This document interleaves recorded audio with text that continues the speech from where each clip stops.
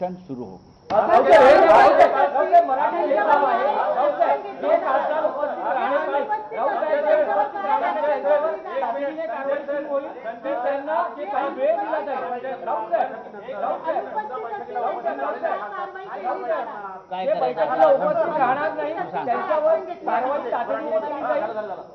ज्यांनी व्हीप बजावलेला आहे अरविंद सावंतजी ते आपल्याला सांगतील।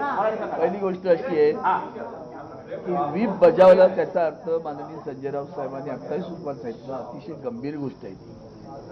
त्याला अनुपस्थित राहिल्यानंतर काय कारवाई करायची ही कायदेशीर कारवाई करावी लागते। मी पक्षप्रमुख नाही, मी वंदनीय शिवसेना प्रमुखांच्या शिवसेनेचा आदरणीय उद्धवजींचा पक्षप्रमुखांचा कार्यकर्ता, त्या नात्याने त्यांनी मला दिलेल्या अधिकाराचा वापर करून मी व्हीप बजावलेला आहे। तो व्हीप बजावला तर त्यांनी त्याची प्रतारणा केली तर माननीय पक्षप्रमुखांशी आम्ही चर्चा करून यावरची पुढची कायदेशीर कारवाई केली जाईल।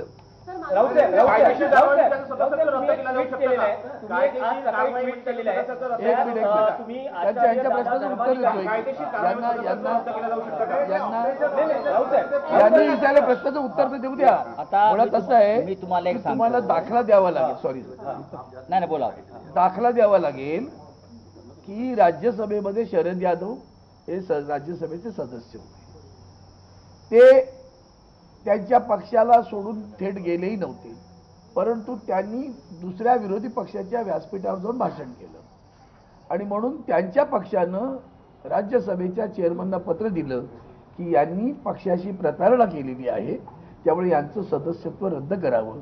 आणि तसं तत्कालीन चेअरमन व्यंकय्या नायडूंनी त्यांचं सदस्यत्व रद्द केलं होतं। हा आपल्याकडे दाखला एवढं त्या निमित्ताने सांगतो।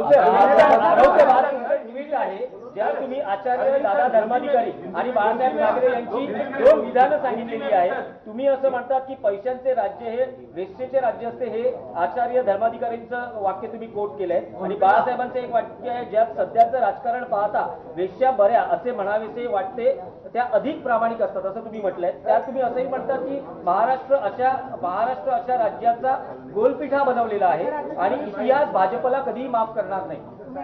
तुम्ही सध्याच्या राजकारणाची शाहिरांची तुलना केलेली आहे, कसा गोलपिठा झालाय महाराष्ट्राचा? बघा, महाराष्ट्राचा गोलपिठा झाला हे तुम्ही मान्य केलं पाहिजे।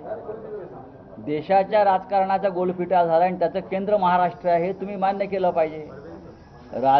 आमदार खासदार एका पक्षावर निवडून येतात आणि पैशाची प्रलोभनं दाखवल्यावरती ताबडतोब जो पेजेला दहीर त्याच्या शेजेवर जातात। ही जर प्रवृत्ती महाराष्ट्रात वाढत राहिली तर एक महाराष्ट्राची जी परंपरा आहे त्या परंपरेचा गोलपिठा झालेला आहे आणि ते करण्यामागे भारतीय जनता पक्षाचं योगदान आहे। बघा, दलाल खूप निर्माण होतात, जे आता शिंदे गटाचे आहेत हे दलाल आहेत सगळे गोलपिठातले, हे सगळे मी बोल रहा हूं, हे सगळे गोलपिठातले दलाल आहेत आणि हे दलाल निर्माण करण्याचं काम भाजपने करून महाराष्ट्राचा आणि देशाच्या राजकीय संस्कृतीला काळीमा फासलेला आहे। आता तुम्हाला पुढलं सांगतो, आताच उद्धवजींशी चर्चा झाली आणि माननीय शरद पवार साहेबांचाही दूरध्वनी आला होता। आमचं असं म्हणणं आहे की आता जर कोणी अशा प्रकारे बेईमानी करणार असतील तर त्यांना सोडायचं नाही,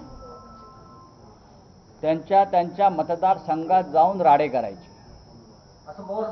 पवार साहेब म्हटले, मी स्वतः अशा जाहीर सभा घ्यायला त्या भागात जाईन तुमच्याबरोबर।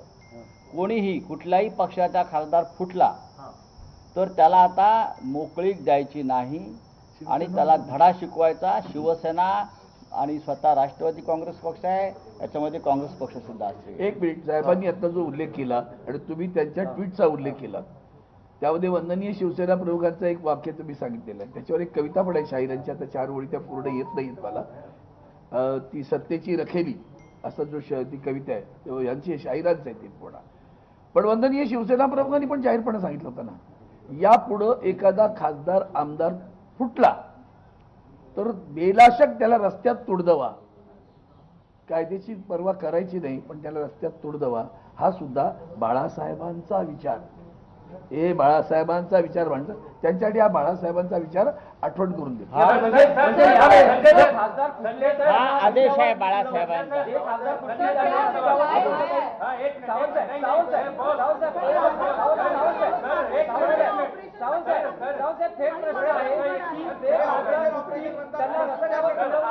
दावा किया जा रहा है, ये दावा